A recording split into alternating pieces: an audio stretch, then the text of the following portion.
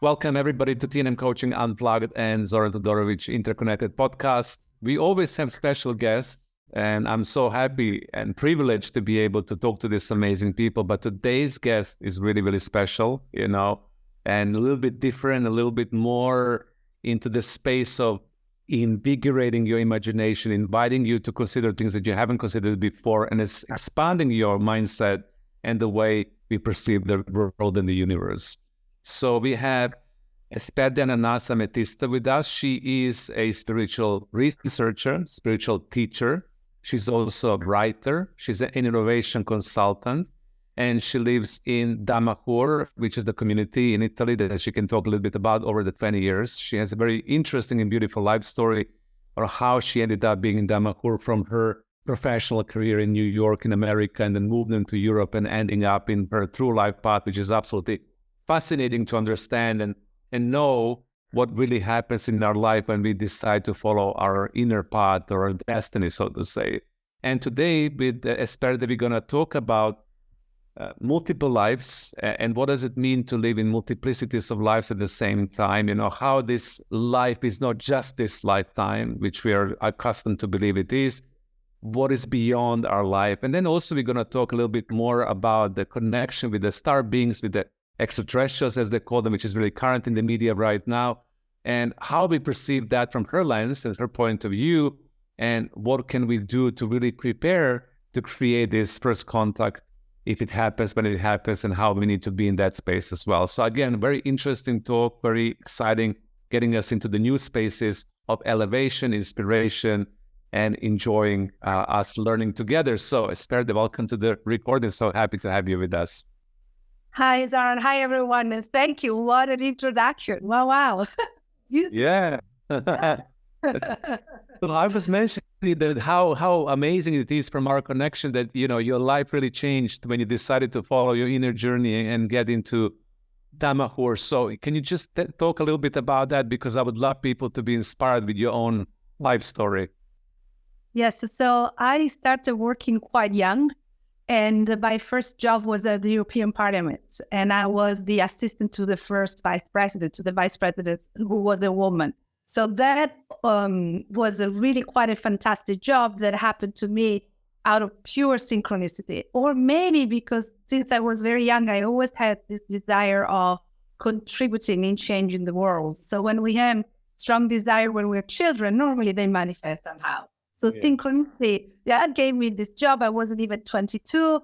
And so I worked for a few years in Brussels, and I really expanded my mind, to the world and see, oh, wow, we are many different peoples, many different ways. And there is a way of being in harmony together. Those were the years in which creating a united Europe was a dream. So there was a lot of very strong positive energy, not like now. It was a very different situation. European Union did not exist yet. So then was the dream, that was the goal. So it was a very, very positive, empowering environment to be. And then from there, I went back to Italy, which is my home country, for a little while. And then I moved to New York. And in New York, I took my second master's degree. I'm a little bit of a studying freak. I love study and I,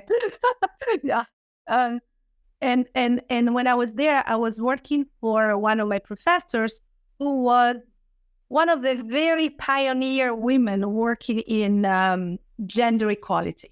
So she was creating training programs for the United Nations officers that were going on the field, because at that time, everything that was drafted by the United Nations policies was measured on basically an Anglo-Saxon male and their way of thinking, their way of approaching. So, this is one of the reasons why we created so much disasters in agriculture in Africa, for instance. But I don't want to go into that 5 pages of history, but I think everything is interconnected. So also that for me was a big shock to understand, wow, unless we really can embrace different ways of thinking, feeling, being with each other and with the earth and with the cosmos, so we're not going to go anywhere. So after my experience in New York, I went back to Italy. Not sure if I would stay. I had the idea of moving to Hong Kong to have another different experience. And then through a friend, I met Damahur, this spiritual community. At the time, Damaro was very small and very secretive because they had been building this incredible complex of temples called the Temples of Humankind inside a mountain, but they built them in secret. So when you arrived at Damaro in those years, you would just meet very nice, smiley people, and the whole thing was about natural healing, and, a kind of overall all-embracing spirituality with a touch of esoteric history. And I found them very interesting, but not enough to change my life. Okay, very nice, but I love my life in Italy, and let's see where that will take me next. Till this summer of 1992.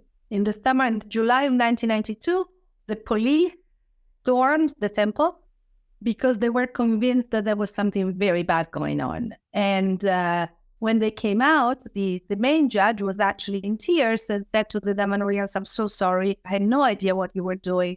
I understand your project is a gift for humanity. I'm not going to tell the press, and I'm going to help you find a solution." So at that time, the Damanorians were looking for someone to help them tell the story. And so through a friend of mine, they recontacted me and they invited me to come and see the temples. But the temples were secret. Nobody told me I was coming to see temples. They just said, "Come, we have something very important." And the guy who called me on the phone was so persuasive. He kept me on the phone for hours to convince me. Because I said, "No, it's July. I worked so hard. I'm going to the beach. No way I'm coming to the Lost Valley up there." But in the end, he convinced me. And then the funny personal story, he became my husband. So that was really a very funny kind of thing, or first encounter on the phone.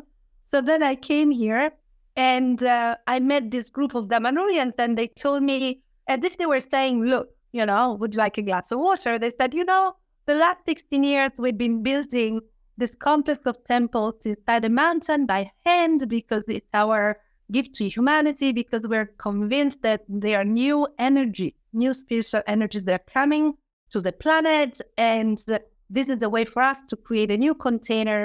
Now it's been discovered, we need help." And I said, "Sure, no problem. I can give you, names of my journalist friends, and I'll help you from far." Because at that moment, I knew that my life would change if I had got to see it. I just felt it, and I wasn't really ready. But they insisted, and I was also a little bit shocked that I would say no, because I was the first person who was not a Damanoria or a police to enter what for them was the most sacred thing they ever did, and to which their life was dedicated. So anyway, in the end, I entered, and I had a very strange experience of a sort of cognitive dissonance. It's like I entered a place that I knew, and at the same time, I could not understand anything. When you feel like, okay, I know this, I've seen this before, and yet you think, this is totally crazy. And so this was so strong and overwhelming.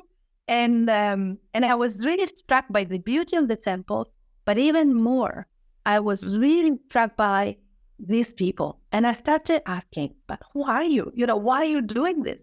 Why have you spent 16 years, day and night, digging inside a mountain?" And this was and I always had a little bit of anthropologist in me. So I kind of stayed because I was curious to study them.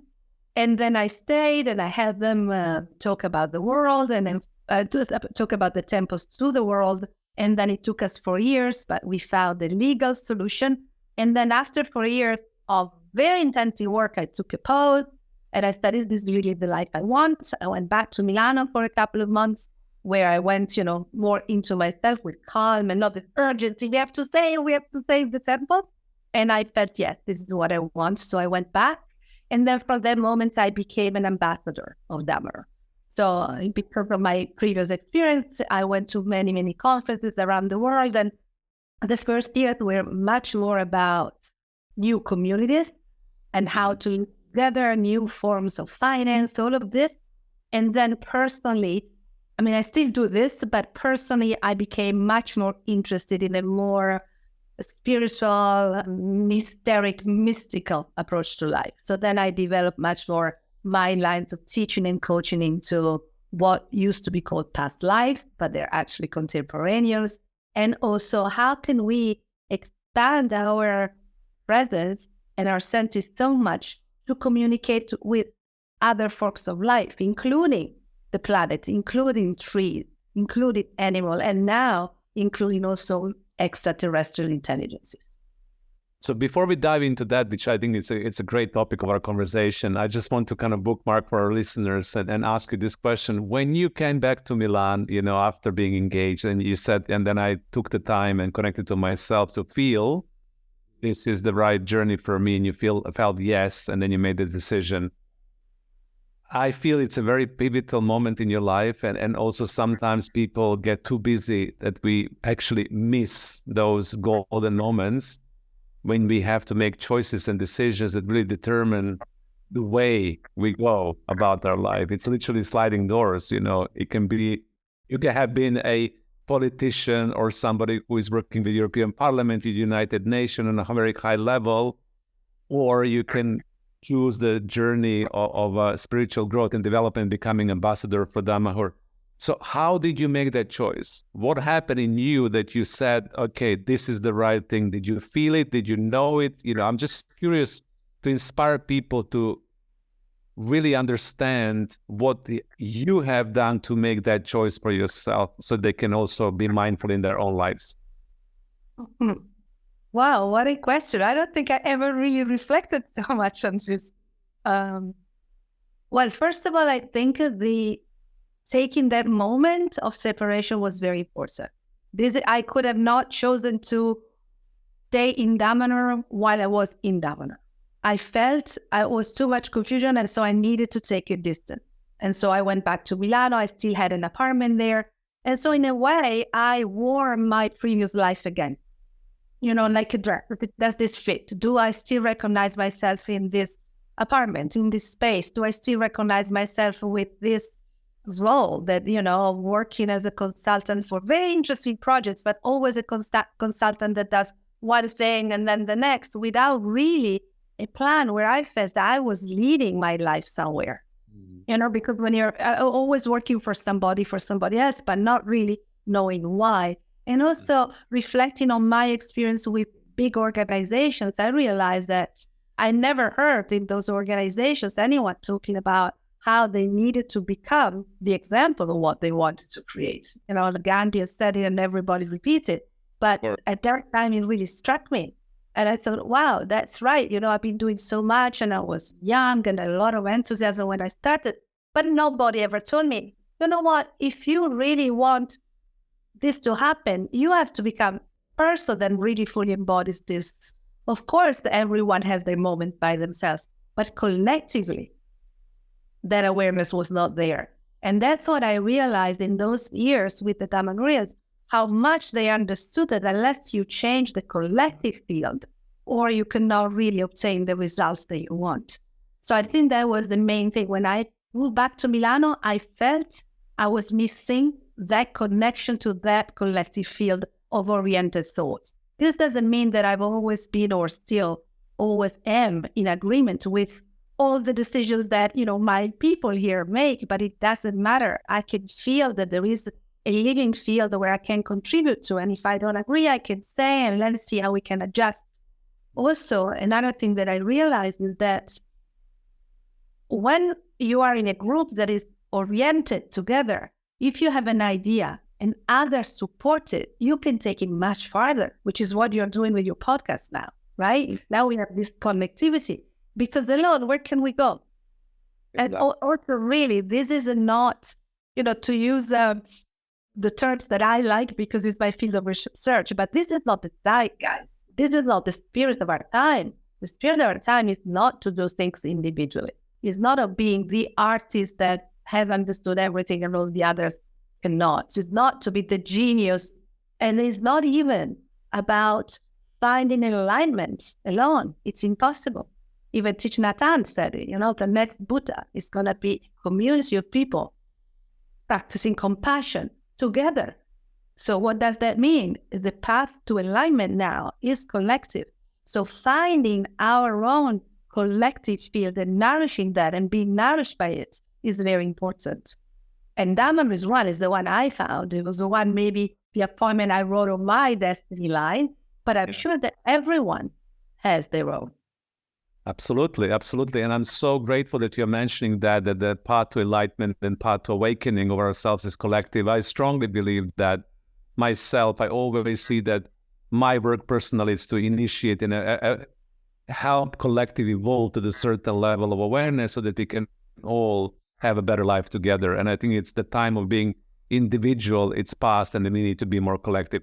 And in order for us to understand how can we exist within the collective field, you mentioned at the beginning that it's very important for us to explore our connectivity to ourselves, our connectivity to nature, to animals, to our Mother Earth or Earth, to the sky, and then also to star beings as well, and to our own multiple lives. So tell us a little bit more about your research and a little bit more about your understanding about this multiple lives, what's happening there, and how can we get in relationship with ourselves on that level?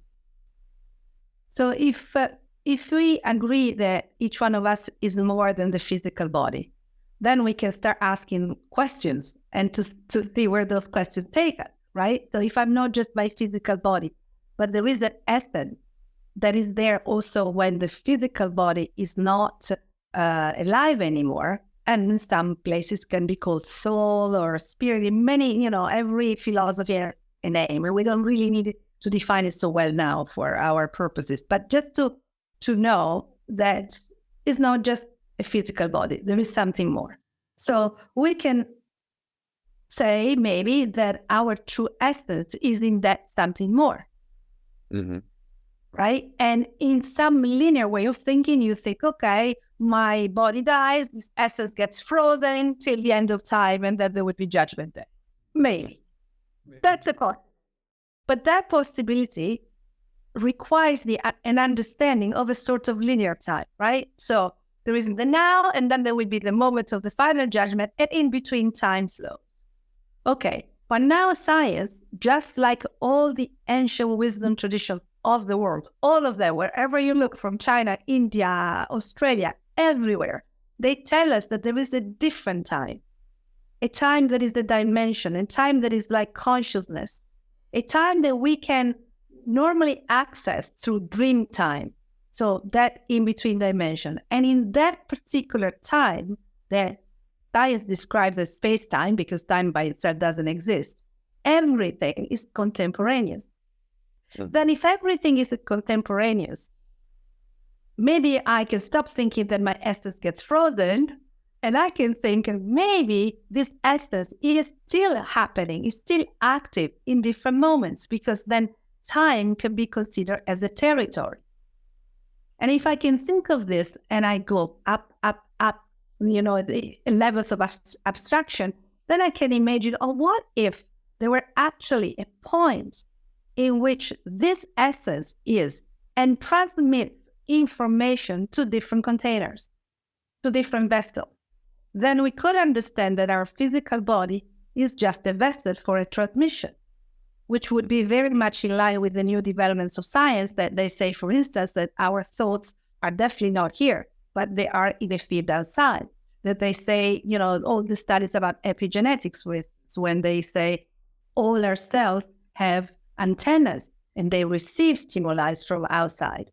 So if this were true, what if I was just one of the many vessels that transmission that is really me is playing out across time and the territory?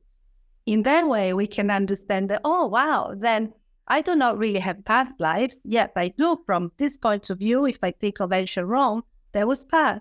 But from the point of view of the transmission, this is all happening.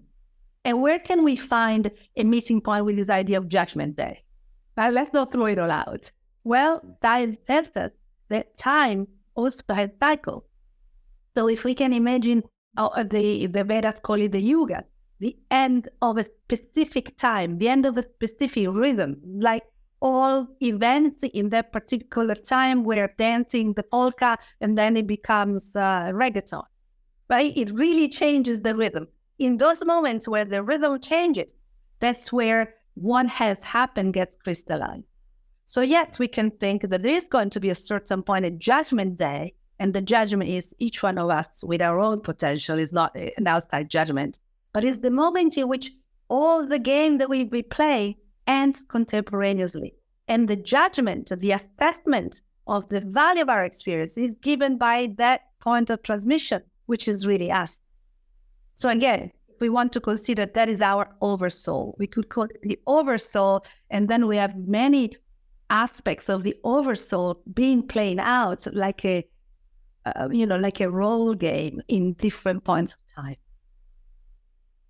What a beautiful, concise, and clear explanation, because when I was listening to you, and I hope the listeners can do the same, I was able to visualize, the oversoul and how that, communicates to all different versions of myself, and that importance of this judgment day that you're saying, that it's not anybody external to us that is going to punish us for the good deeds or bad deeds. It's us assessing our own learning, our own life, and then learning how to improve, how to embrace and become even better version of ourselves. So if we are existing in this multiplicities of timelines simultaneously, are those different aspects of ourselves in different lifetimes, are they interconnected? Do they talk to each other? How does that work? Yes, that's a very, very interesting question. According to the ancient traditions, they always did. And they said, you can come and encounter another yourself through dreams very often, or vision or ceremony. If we do not have that consciousness, they do not really interact with us in a conscious way. We only get the effects. So sometimes you can look at this also with the idea of karma. That karma has nothing to do with punishment, but it has to do with choice. And not just the choices we make now, but the choices that we made in different points, and they make us who we are now. Just as a part of karma is also our genetic makeup, why we were born in a specific family or another. They're not judgment. They're just the results of actions. So the more we become aware of this extension in time, the more we can have an interactive relationship, and also much faster transform those aspects that could be detrimental to our growth. And in any case, if we have obstacles, it means that we can overcome them to grow. So we can look at them as just, okay, this is the point of attention in which I bring, my presence so that I can transform it. Absolutely beautiful. And one friend of mine, when we were talking about this recording, I was sharing with him, your book and the teaching and everything else. He asked me very interesting questions. So I didn't know how to answer. So I'm asking you. He said, so if that's the case, and if we exist in these multiple timelines and all is happening simultaneously because time doesn't exist, why am I aware of this lifetime more than I'm aware of any other lifetime from his point of view? So me being Zoran right now talking to you, I'm 100% consciously aware that I'm in conversation with you right now, right here, right in this moment, because time doesn't exist. But other aspects of me in a different timeline in my multiple life, I'm not really super aware of that part, of that aspect at this moment in time. So this very philosophical and difficult question was like, how come you're not aware of all of them with the same intensity? You know what I mean? So I don't know if you see the question, but it was I was like, I am going to ask her. I don't know if she knows the answer, but let's try. Well, this is a question that I've pondered. Yeah. It's a very good question. It's actually one of the key questions. So I can give different answers from different angles. Let's see. The simplest one is you don't need to. It would be totally confusing if at this moment, Zoran, you were also fully aware that you were, a rider in the steppe. Yeah. And you were also riding the steppe ride. That would be complicated for you to live fully this experience, because one of the rules of the cosmic game is that we need to know that this is a game, and at the same time, we have to play fully, because we are the extensions of the divine. We are the extension of something greater than us that has created this material reality to experience it from within. So it's very important that each manifestation of this, each one of us, human, animal, plant, live fully as much as we can, because this is where we're here to feed back experience to wherever source we want to imagine we come from, or even just to add complexity to the universe. Got it. Right. And so this is key, that we cannot fully have the presence of the others. But what is important to do is to learn how to tap into those other experiences to be able to recall the essence of that experience when we need it. And why we don't do that? Because we live in a culture that tells us that this is not the norm. So when we're told that this is not the norm, and then it becomes almost impossible. But when we start thinking, oh, wow, and this is why I like to study so much, because the way I'm set up, I need to understand it. Then I can open my senses. Or sometimes I have experiences, but then to really assimilate them, I also need to understand them. So every one of us needs to know what works for me. What is the system for me to be able to expand who I am? Because there isn't just one system, there are so many. But in this epoch, as science is approaching the mystic tradition, in each one of us, we also need to understand we have to do the same. We cannot just be psychics, that, whatever is out there, let me channel. Let me channel the new light language. Okay, all of that is very good when it is united to a deep understanding. Because otherwise, this is not going to help us so much in anchoring into concrete actions this new awareness. Because why do we get this new awareness in these times? To change the way we live, to learn to live with a deep sense of reverence and love for each other, nature, the earth, and then maybe a larger family. So it's important for me that we see all of this in a very concrete way. When we have a new knowledge, it can only be real knowledge if it becomes power. Otherwise, it's just information for crosswords. Yeah, I love that. And I would love for us to bookmark this. When we have the real knowledge, the knowledge becomes the power, not just information. We really embody that. I think it's super important. And I also love that you're bringing that mind integration, because I'm similar to you in my research and study and learning. I need to understand things in order for me to be able to assimilate them and to be able to fully expand myself into it. If it's just in conversation, information, without me really getting a deeper understanding, that it becomes very challenging. And I think a lot of people are wired like that. This is the reason sometimes why spiritual teachings do not anchor with certain personality types or groups, is because they don't understand them. It becomes too esoteric and too untangible. So when it comes to, just one last question around this, and we're going to move into connection and other conversations. So when it comes to us connecting to these multiple lifetimes, so you said it doesn't matter, you don't need to be present at the same time. It will be too complicated. I agree. It will be too complex if I was to remember everything and live everything simultaneously. At this, with my abilities, maybe when I activate myself more, I will be able to, but within these abilities, complicated. So how do we get these hints from the previous lives, and what is the purpose? So if I had a little hint of my, let's say, multiple life of being a Native American Indian, sitting in a tribe and learning about, let's say, connection with the nature and deep, profound understanding that everything is interconnected. And this is my journey in this lifetime at that moment in time, right? And I'm here, Zoran, being a coach, being a presenter, speaker, teacher. So when I connect to my Indian multiple life, what is the service to me as Zoran right now, and why? How does that work to empower me at this moment in time through that connection? You see what I mean? I see. And this is a question that I think every person needs to ask themselves. I can answer this question on 3 different levels. Okay. The first one is the spiritual level, meaning understanding and starts to tap into these different experiences is going to change completely your perception of who you are, where you're here. And the more we do this collectively, but the more we change society. Imagine a society in which people knew that we constantly interact with each other, not only here, in other points of time, and we have the full responsibility for every single act we are making now and we made, because we can, within this time frame, before the big freeze of time, we can still play this game simultaneously.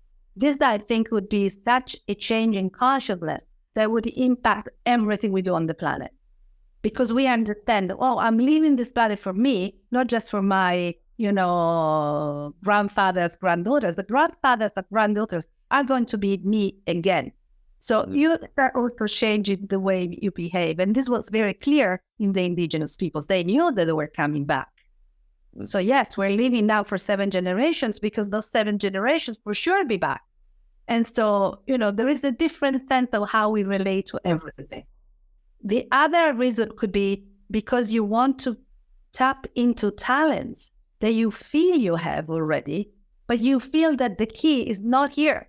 That is something you have, you want to explore more.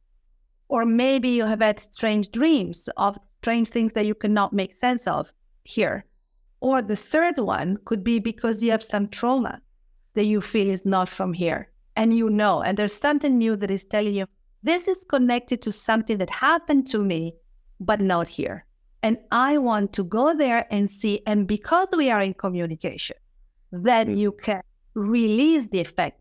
Maybe that traumatic event still happens in that life that from your perspective is past. But the communication along the line of time changes so you do not have the effect. And for sure, if your awareness and consciousness grows more here, you can have also an effect on that specific lifetime. So for me, one of the most moving moments in this particular process is also being present at the moment of death, when that other you is dying and you are there present and you witness. If it's traumatic, you can change. With your awareness of today, your understanding of today, you can help the transition.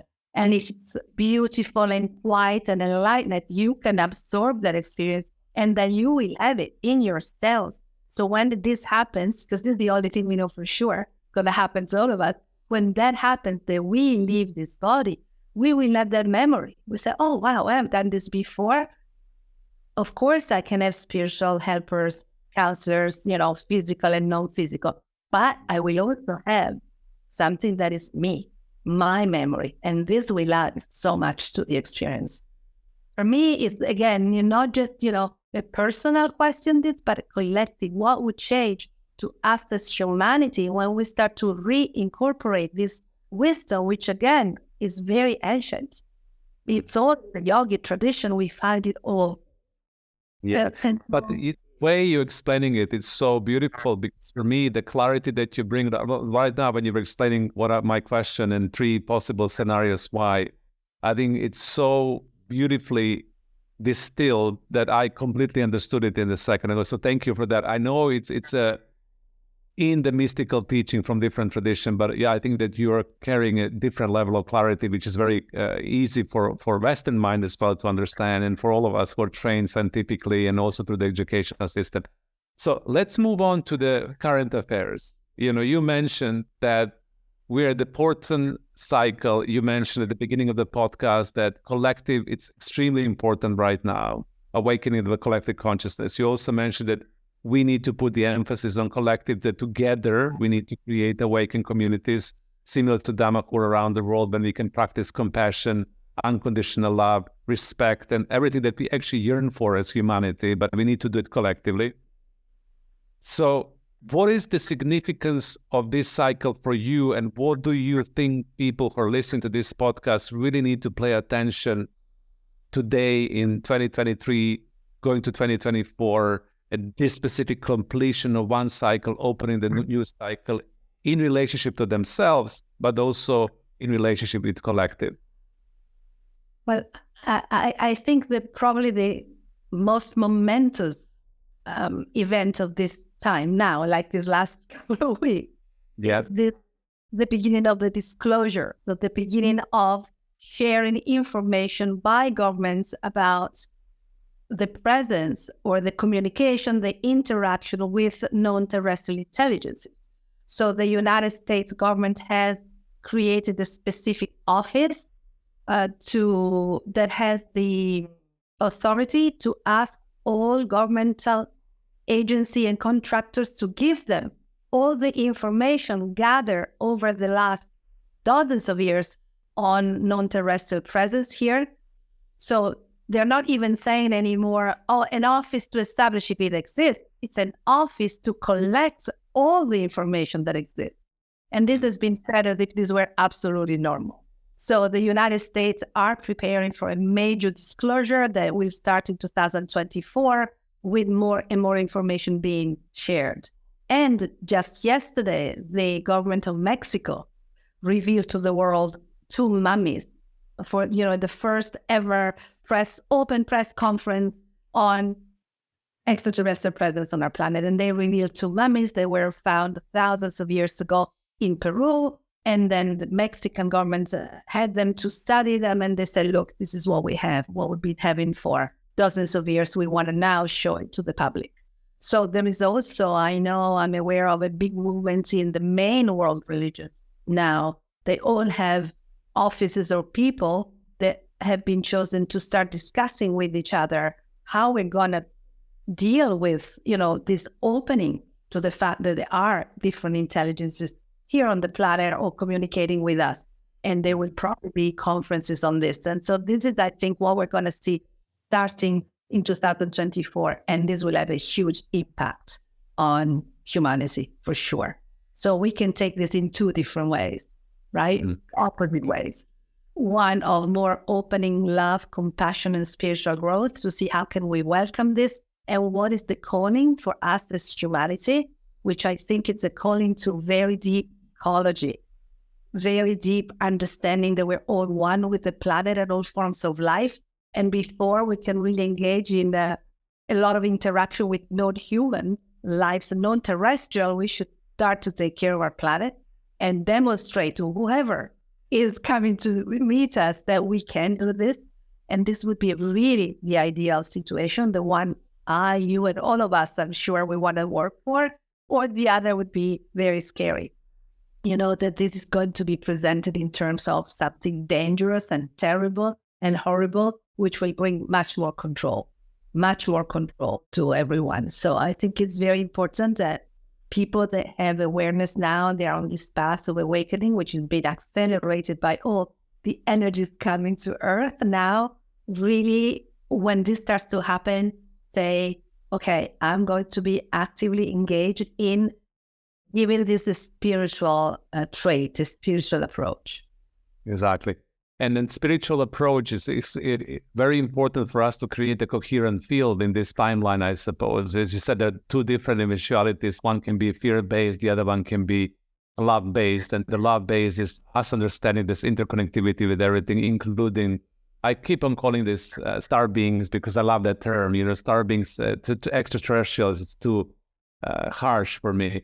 And that we all one family of light, and that we prepare spiritually to be able to have those encounters in ourselves in relationship to them. So when it comes to spiritual preparation and being able to maintain this timeline of beautiful, positive, lovely encounters going forward, what do you feel this community that is going towards path of awakening should practice?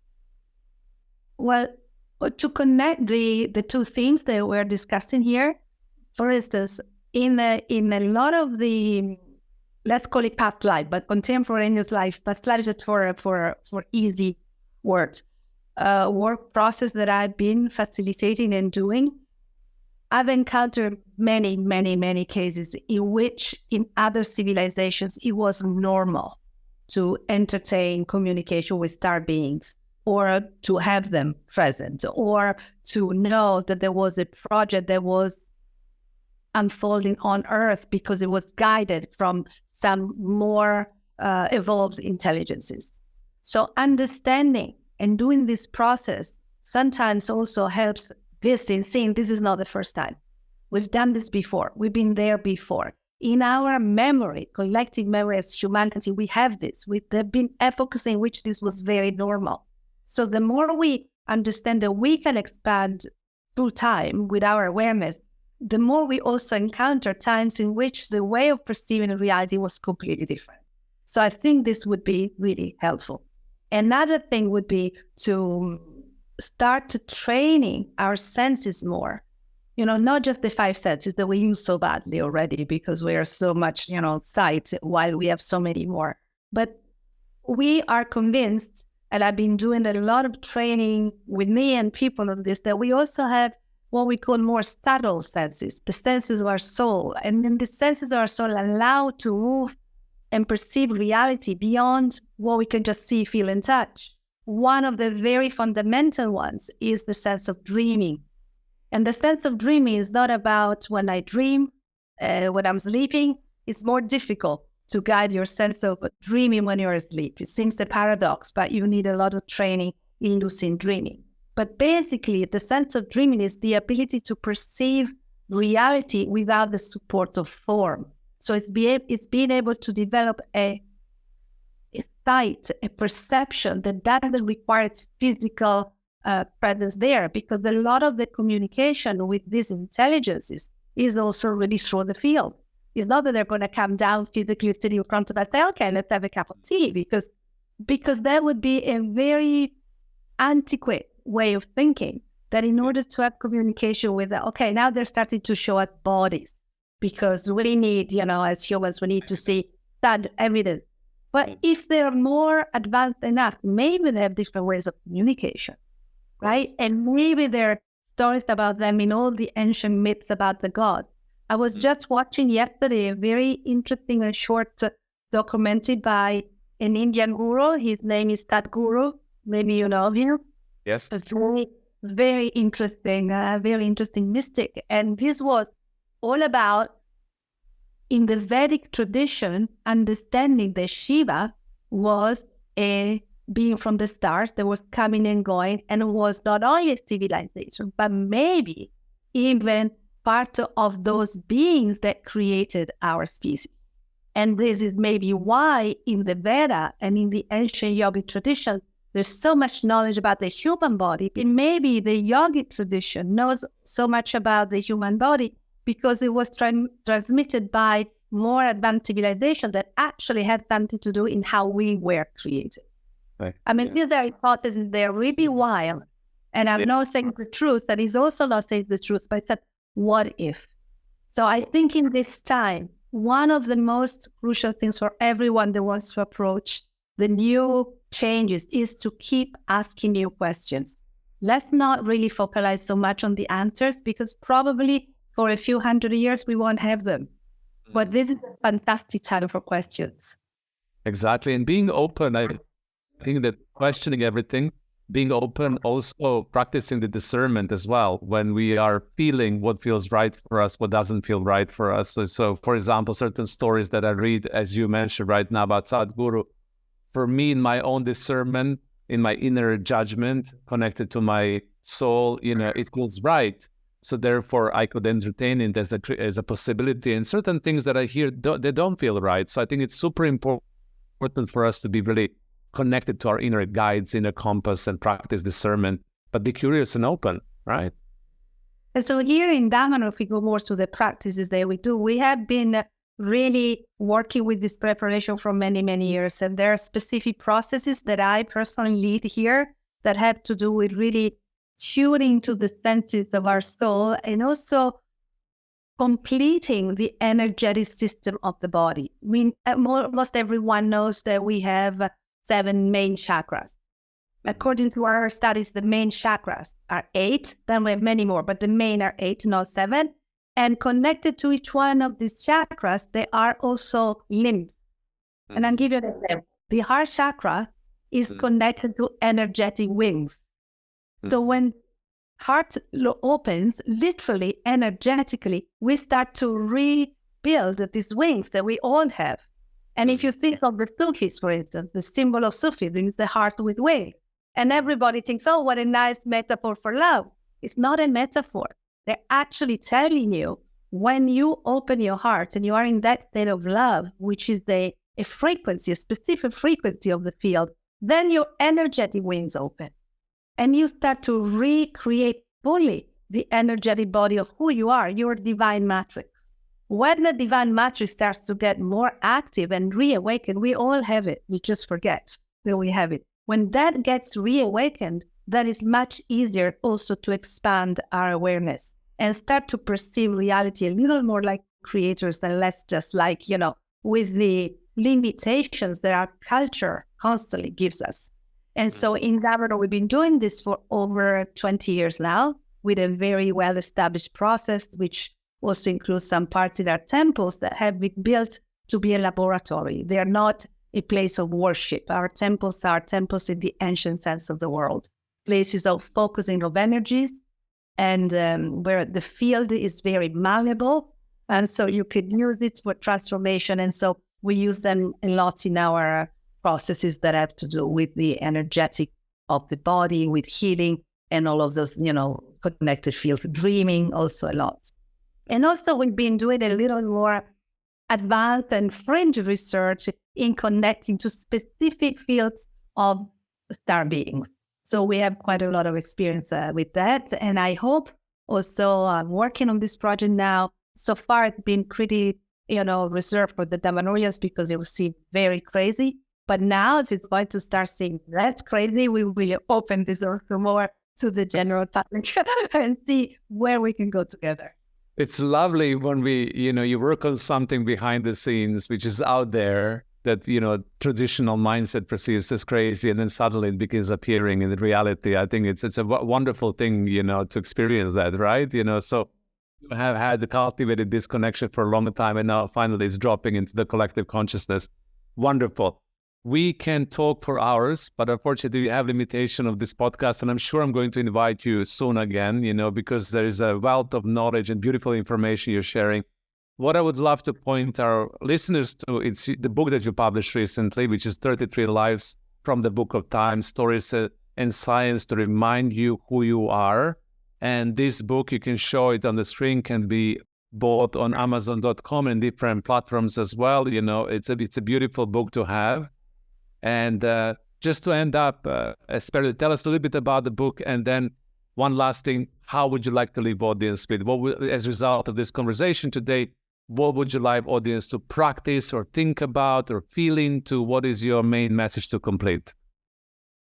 Thank you, Zoran. So the book is the result of over 20 years of my personal research in past lives. So the 33 stories are stories of actual past lives of people that asked me to research for them, and I did it ritually here at Damanor in one of our temples with a whole specific procedure.